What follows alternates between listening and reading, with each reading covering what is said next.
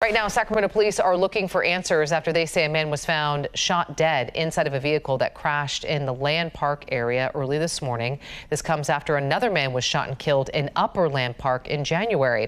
Fox 40's Juliet Smith joining us now live from the scene with the latest. Juliet.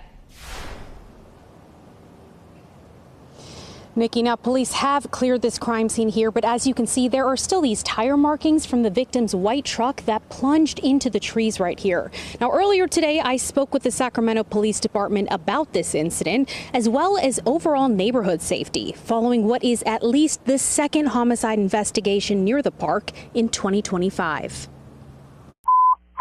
Fire is requesting us for 911. There's a person inside of a vehicle and there's blood outside of the vehicle. Fire is advising it's a white GMC Sierra. The subject slumped over inside. The Sacramento Police and Fire Department responded to a call regarding a vehicle collision around 1 a.m. in the 1200 block of 13th Avenue. Unfortunately, they did locate a male adult inside that had been shot.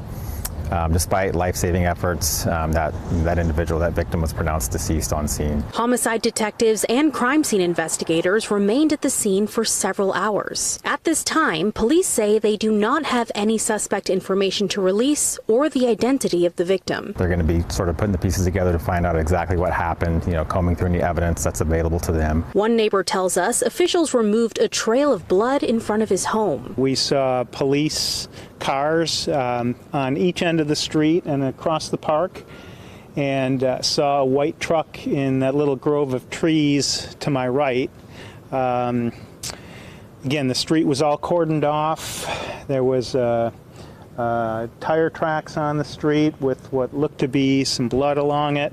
He's lived here for 20 years and says it's a relatively quiet neighborhood, but adds that it can get noisy on weekends. Another neighbor who's lived here for about 15 years tells us the same thing. We've got barbecues. A lot of families come in and do, like baby showers and bouncy houses, birthday parties, all that kind of stuff, especially on the weekends.